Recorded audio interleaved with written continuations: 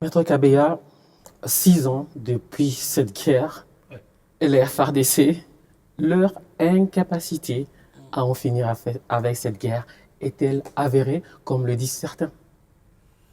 Euh, Certes, c'est une question très complexe, mais je vous dirais qu'il y a beaucoup des efforts qui ont été fournis par les autorités pour que nous puissions arriver là où nous sommes aujourd'hui. Parce que dire 6 ans, mais avant ces 6 ans, la guerre y était, l'Est de notre pays était endeuillé chaque jour, mais aujourd'hui nous voyons quand même il y a des avancées sur le plan diplomatique. Nous voyons un travail fourni par le vice-premier ministre, le ministre de la Défense nationale, qui, à son avènement, avait approché tous ses prédécesseurs ministres vivants, tous les chefs d'état-major général, pour mettre en place une stratégie afin que nous puissions, parce que comme tout bon architecte, quand vous arrivez, il faut faire un état des lieux et puis mettre en place un système pour arriver à une solution. Je pense qu'à ces jours, nous, personnellement, nous saluons les efforts du président de la République sur l'angle diplomatique et toutes ces itinérances faites par le vice-premier ministre, ministre de la Défense nationale, à ce qu'il y ait une diplomatie ou bien une collaboration très étroite avec tous nos voisins. Et la diplomatie militaire, c'est ce qui est très très important. Et les efforts fournis sur le terrain, afin que nous puissions avoir une armée capable de défendre l'intégrité territoriale. Pour l'instant, la dissuasion militaire, elle n'y est pas vraiment. Et au début de cette interview, vous parliez du trinôme FEC, Oui, formation, équipement, casernement. oui, On va commencer par la formation. oui, Y a-t-il de plus en plus des académies oui. militaires au pays? À part Kananga, Certes, c'est depuis 2010 que nous avons constaté que toutes les administrations des formations militaires étaient fermées. Et à cela, nous nous sommes dit, si aujourd'hui, vous ne formez pas le militaire, vous voulez avoir quelle armée? Raison pour laquelle, dans sa vision très éclairée, suivant les instructions du commandant suprême, le vice-premier ministre, ministre de la Défense nationale, s'est dit, nous devons d'abord réformer cette armée. Et il a mis en place un guide, ce guide qui prend tous les aspects, à ce qui concerne le recrutement, la carrière ainsi que la retraite. Donc, à ces jours, depuis l'avènement du vice-premier ministre, ministre de la Défense nationale, ne peut être recruté que c'est lui qui répond aux critères édictés dans ces guides. quels critères? Il y a plusieurs critères. L'armée qu'on considérait comme un sous-boulot, autrefois, l'armée qu'on considérait comme, bon, Cop et Simbité, je dois aller me lancer dans l'armée, c'est pas une armée que l'excellence Guy Kabo au moment d'invite avait sous la vision éclairée du président de la République. C'est pas une sorte de foutoir. Aujourd'hui, nous avons besoin de l'armée parce que l'armée ne suffit pas seulement de prendre l'arme et puis tirer. L'armée, nous avons besoin de l'expertise. Et cette expertise veut que nous puissions avoir des têtes passantes qui peuvent apporter un plus pour notre armée. Parce qu'aujourd'hui, l'armée est l'émanation d'une nation. Ok. Alors, les formations se font où? Combien d'académies militaires à ces jours au pays? À ce jour, nous avons plusieurs académies militaires qui étaient fermées autrefois. Les écoles des cadets, quand on a réformé, qui nous fout là et là. Et il a mis en place des dispositifs où on est en train de rétablir toutes les infrastructures qui étaient un peu délabrées, réfectionnées. Et puis, à ces jours, même pas ici, vous pouvez vous informer, vous êtes une grande dame dans la presse congolaise, auprès de ces bénéficiaires, ils vous diront que à ces jours, l'aspect formation est tellement activé et toutes les écoles qui étaient autrefois fermées sont déjà en activité et il y a un processus qui se suit à ce qui concerne la formation. Le casernement, quand on dit casernement, on parle camp militaire. Ouais. Y a-t-il encore des camps militaires au pays? Dire oui, le camp militaire, Par le nom, oui, il y en a. C'est squatté par des civils. Par le nom, oui. Des commerces. Raison pour laquelle nous sommes en train de dire le bien-être de la mise en place de ces réformes, c'est quand on a constaté, quand il a constaté l'excellence dont je suis en train de parler, qu'il y a un dysfonctionnement. Je viens de Cape Town, je n'ai pas vu, moi, jusqu'au dernier jour, un seul militaire sillonner les rues de la ville. Les policiers, oui, c'est leur rôle, mais les militaires, je parle des militaires. Donc, un militaire, sa place, c'est dans les camps.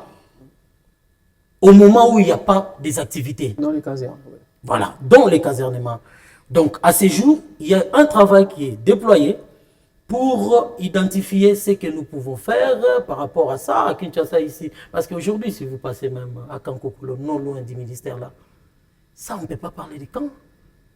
Et tout ça, c'est quoi? C'est parce qu'il n'y avait pas une politique mise en place pour accompagner ces secteurs. Et à ces jours, je pense que l'avènement du Trinomphec, la formation, les casernements et l'équipement est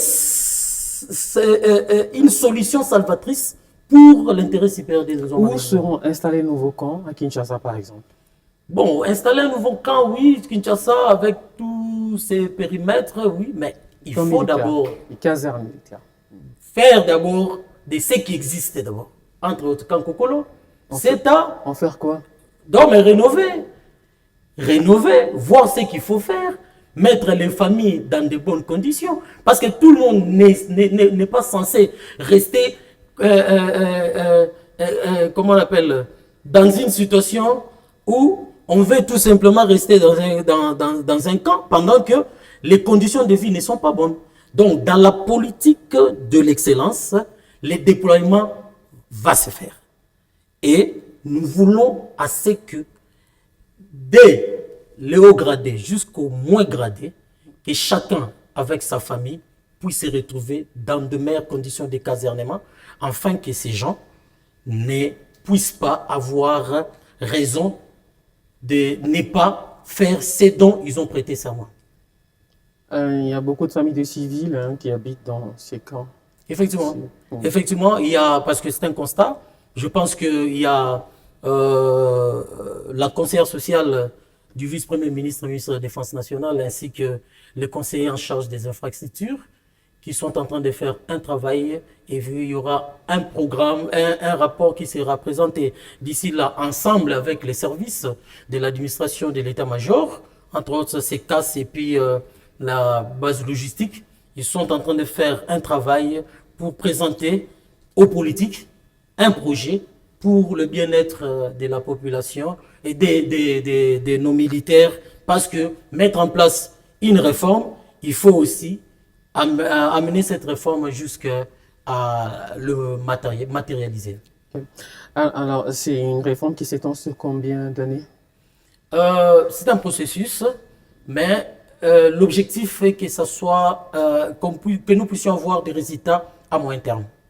Parce que dire aujourd'hui qu'à court terme, c'est faux. Parce qu'il y a aussi des contraintes sur le plan financier qui peut peut-être mettre à mal les difficultés. Mais le gouvernement de la République, chapeauté par la Première ministre, Mme Judith Soumina Toulouka, et le ministre des Finances, du Budget, donc l'ensemble du gouvernement, sont en train d'accompagner cette vision du vice-premier ministre, ministre de la Défense nationale, afin que les Trinomphec puissent se matérialiser, parce que c'est le bien-être des hommes en uniforme que nous cherchons.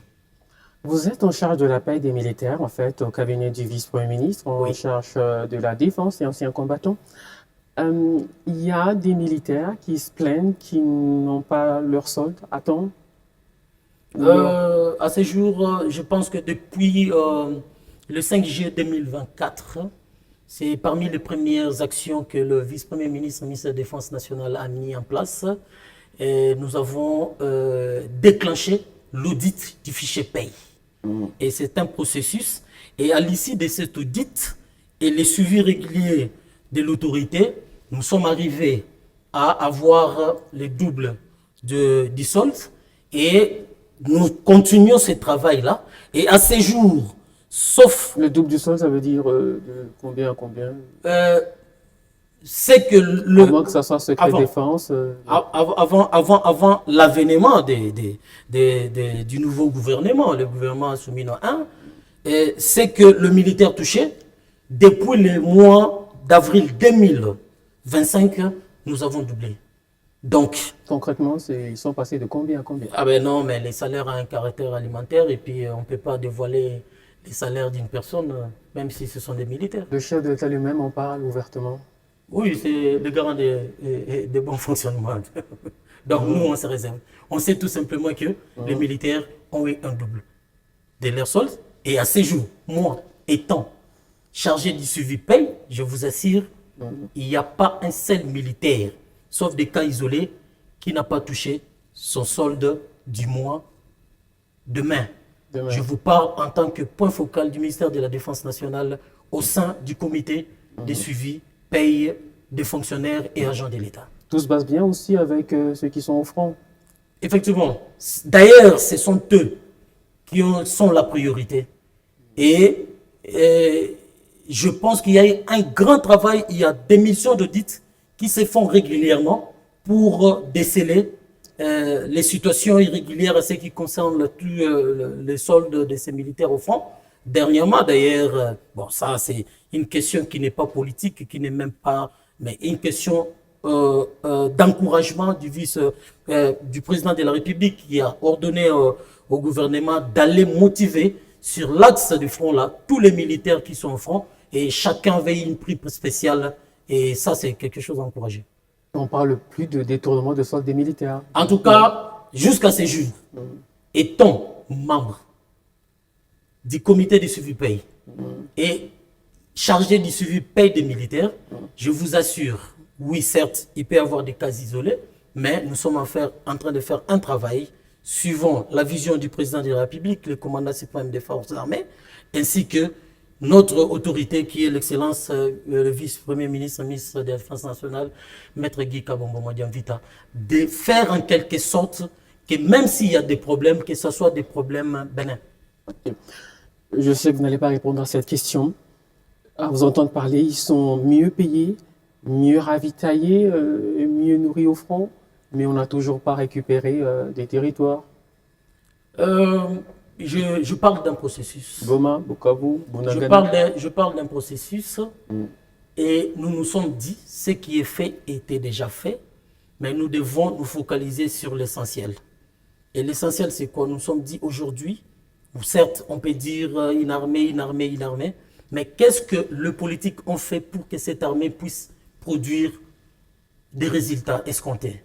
Raison pour laquelle le vice-premier ministre, ministre de la Défense nationale, a mis des stratégies suivant les ordres du président de la République qui est le commandant suprême des forces pour essayer un peu de décourager tout ce qui était comme un dynamisme de détournement, de découragement, où l'argent destiné pour cette fin était dilapidé ou bien détourné pour d'autres fins.